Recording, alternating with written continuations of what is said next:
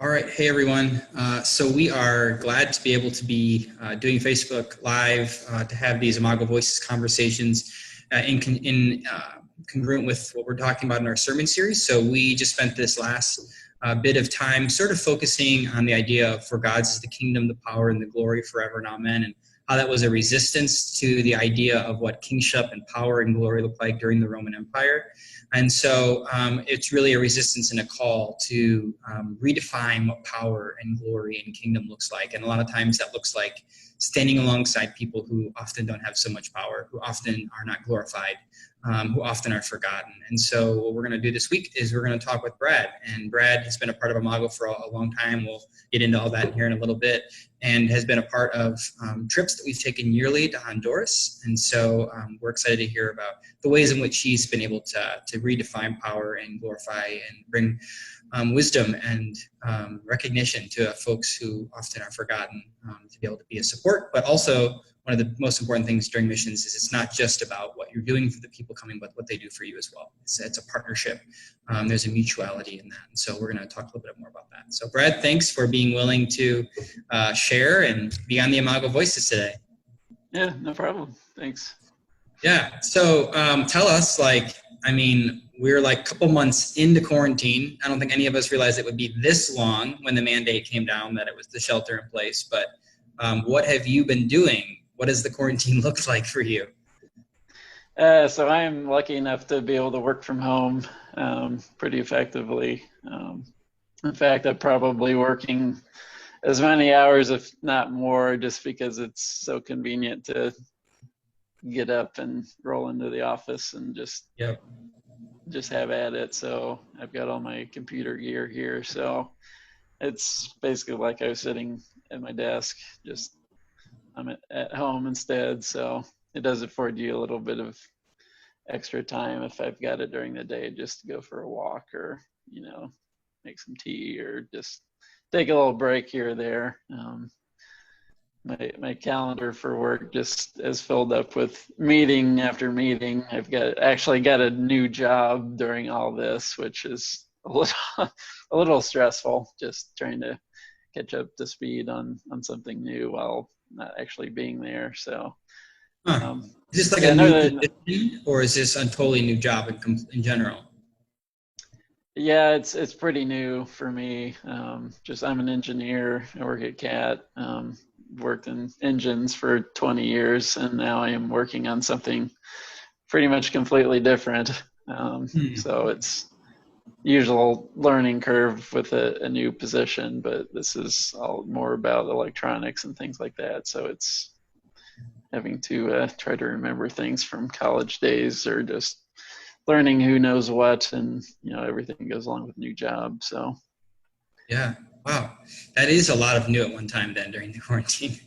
Yeah, interesting timing for all of that. So I'm also curious. I said that you've been a part of Imago for a while. How long have you been at Imago? Yeah, I really had to remember that. I want to say it's been about 10 years. So I started way back in the Gateway building days. I think I was there less than a year though before we moved to Arcadia. And so I've been with Imago ever since those days. So I want to say around 10 years or so.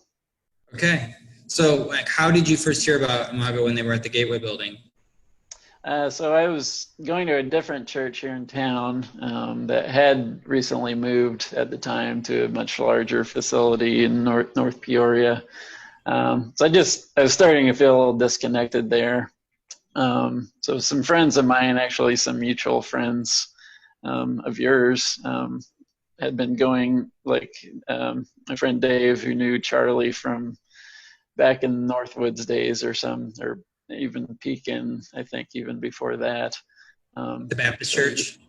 Yeah. So they were going to Imago and it was in the Gateway building and kept bugging me. It's like, well, if you're not happy where you're at, why don't you just join us? So eventually I did. So yeah, I've been pretty much there ever since. Yeah. I'll toot your horn for a minute and just say, there's a lot of people at Imago who have been there for just a little while, for half of its life, just a few people who've been there from the very beginning. But you seem, from whatever everyone's always said about you to me, is like Brad is like the consistent, steady presence. He's here every week.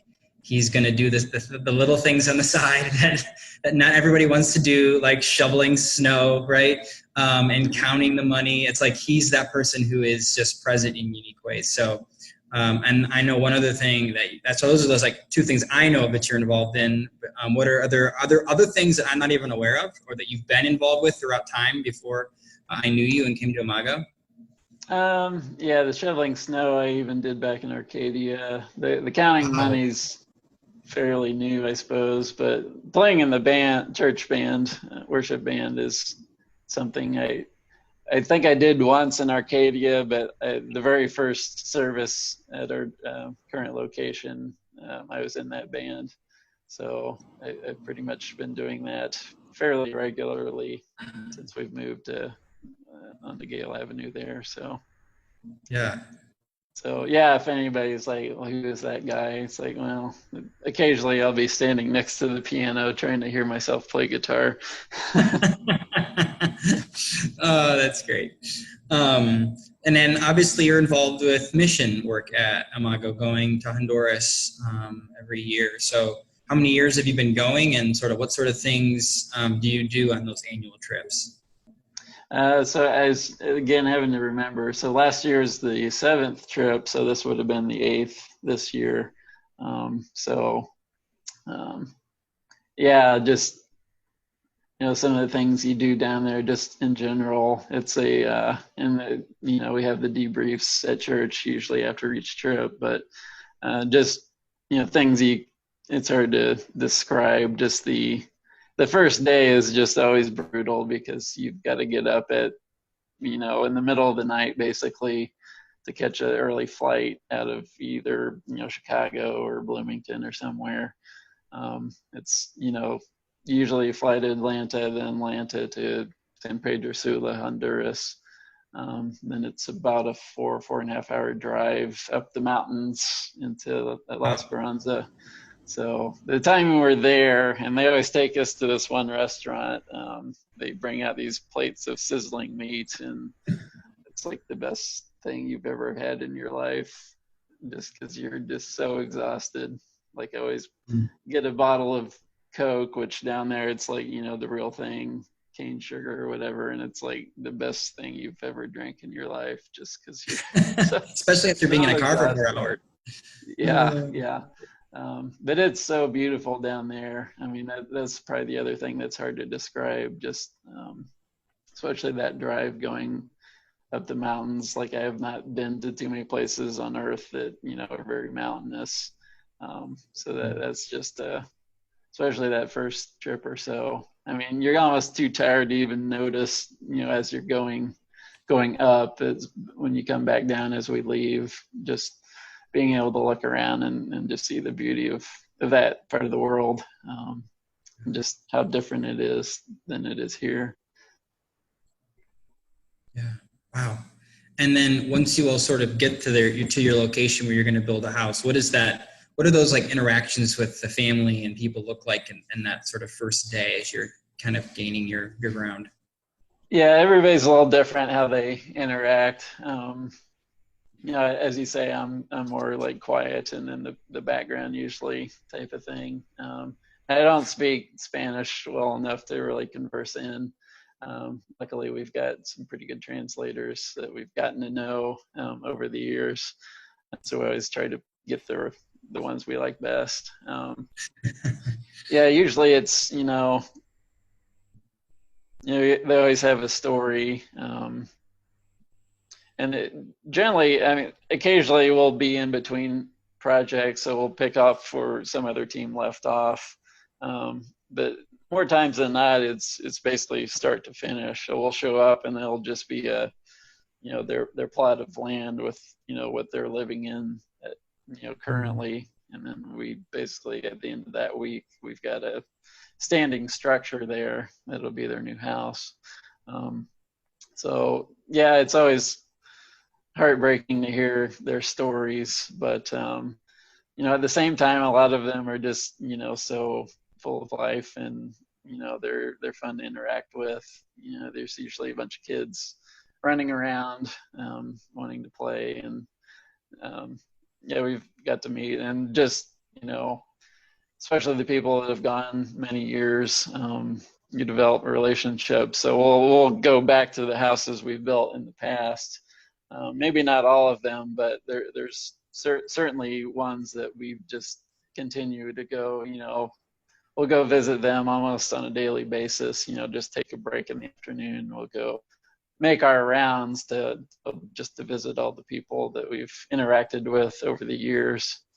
So that's probably one of the reasons of just keep going down is that's a big one there. Just getting to see those people, just interacting with them as fellow human beings.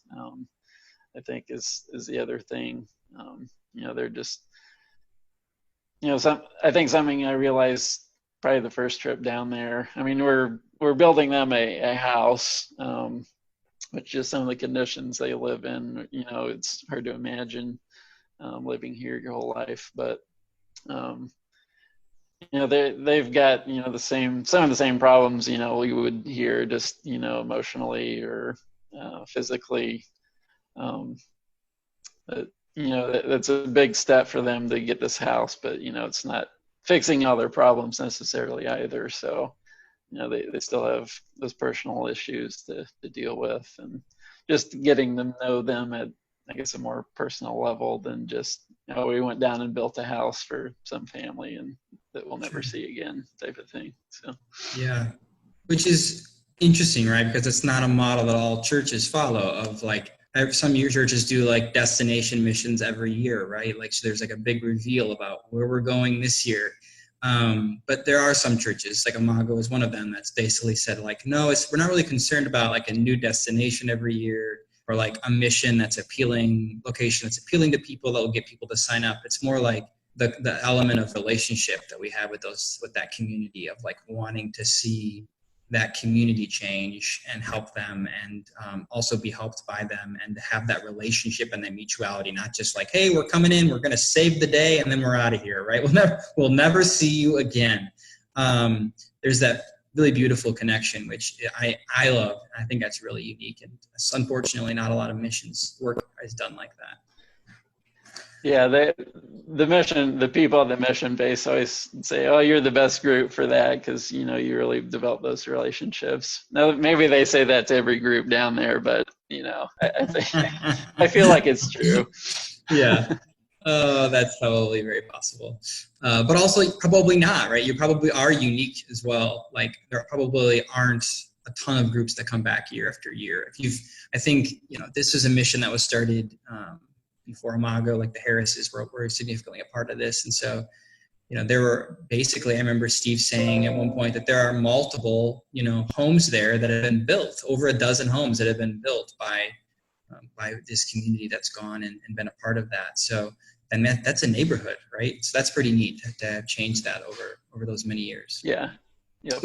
And some people can feel so overwhelmed, like, you walk into this place and folks are living in just like total poverty, right? Just totally minimal opportunity and ways to advance and get ahead and to ever even build a home. And you probably could easily step back, well, there's nothing I could ever do to change this, right? But I think that if folks stop and realize, like, I can change something for one family, right? And I can go back the next year and change something for another family. Eventually that adds up, and that's a neighborhood. And if everyone's doing that, there is enough for everybody, and there's enough change possible. Right. Yeah, I love that. So what motivates you, though, like to go each year and to continue to engage folks and to build those relationships and to build homes? I think we touched on a lot of those things. I mean, it's, being able to see those people again, interact with them, meeting a new family, building a new house for some other deserving family. Now, we don't pick which family we're going to build a house for. It kind of gets determined by that community itself. But Yeah, I think especially the last several years, and luckily the houses we built the last several years have been all pretty close together. In fact, some of them are right next door to each other, so you can see the house that you built. They've now all fixed up, and they've made it into a little shop, pulperia they call it, selling sodas or candy or medicine or whatever. Um, just seeing how their life has changed. Sometimes good, sometimes bad, but you always have that action. So not being able to go this year, or however it works out, I think a lot of people on the team are pretty disheartened by that, just because that's something we've grown accustomed, going down every year and being able to see those people. And also just, it's my one time a year. I think I can, you do volunteer work and things here or there, in Peoria or wherever. But that's a week where you can just kind of detach from everything at home and just kind of focus on building those relationships and just building up God's kingdom, in that part of the Yeah. world. Um, I tend to just go off social media completely while I'm down there and just kind of, you're pretty immersed into it whether you want to be or not, because you're, where we're building these houses, not the most sanitary place in the world, and you're really literally in it. So um, yeah, just being able to detach and just focus on just how, if it's just one family, I know it can be overwhelming just to think of all the needs and injustice in the world, but being able to say, well, at least this is the least I can do, I think, to help the situation. So I think that's what kind of drives me to go back every year.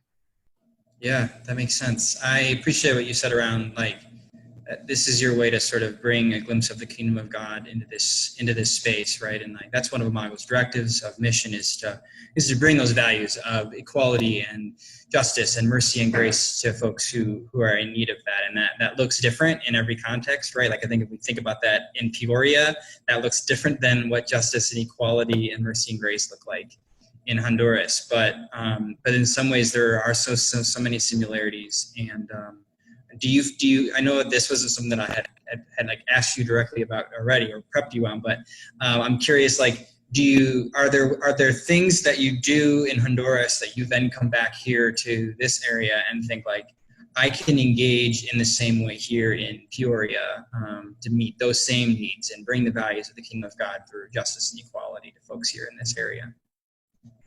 I've had a mixed bag of emotions, especially the first several trips coming back home. Definitely the first trip.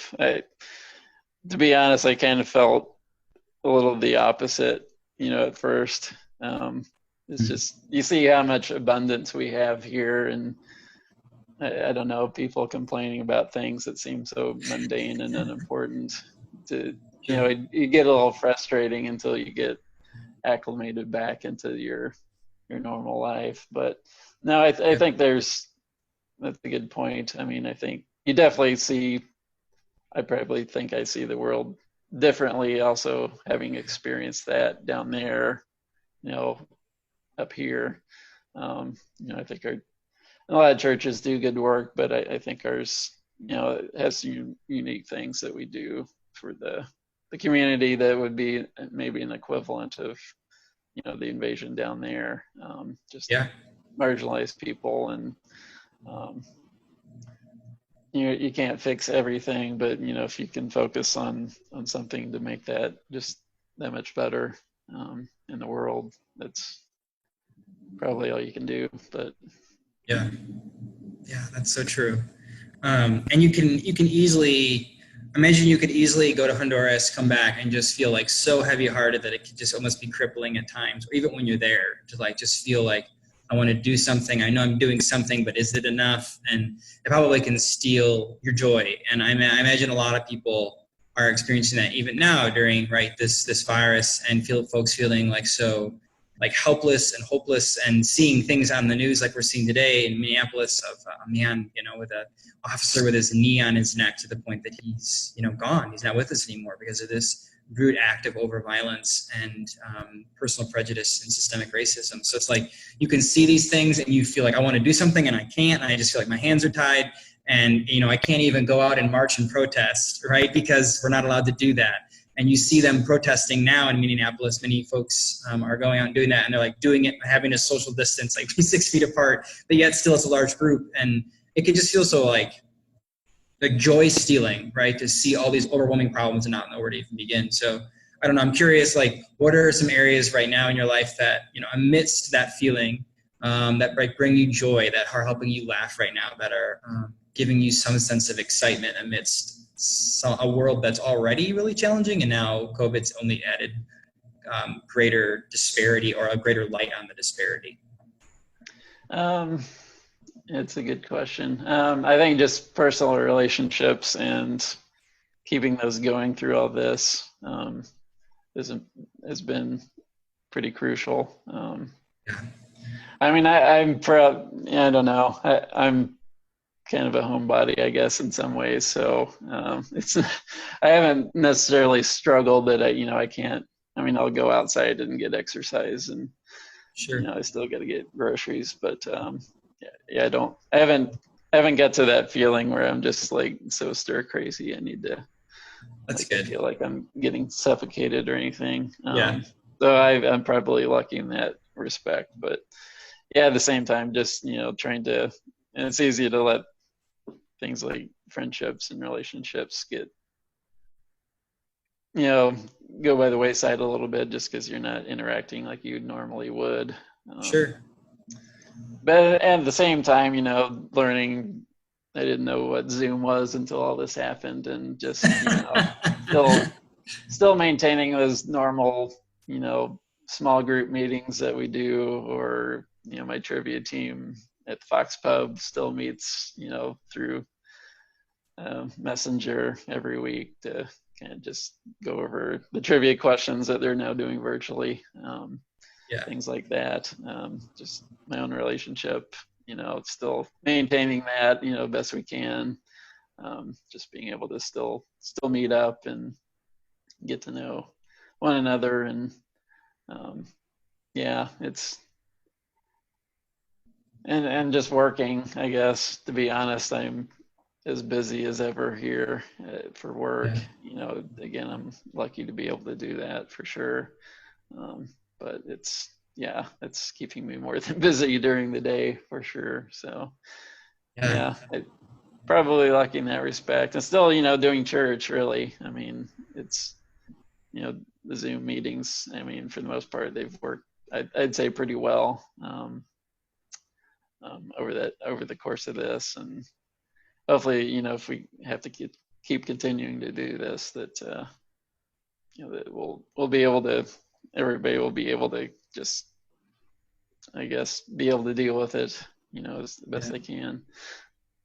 Yeah, it's hard. It's it's just having physical or emotional needs met, right, or spiritual needs met is one thing, but there's such a communal need, which you've spoken to around your time in Honduras.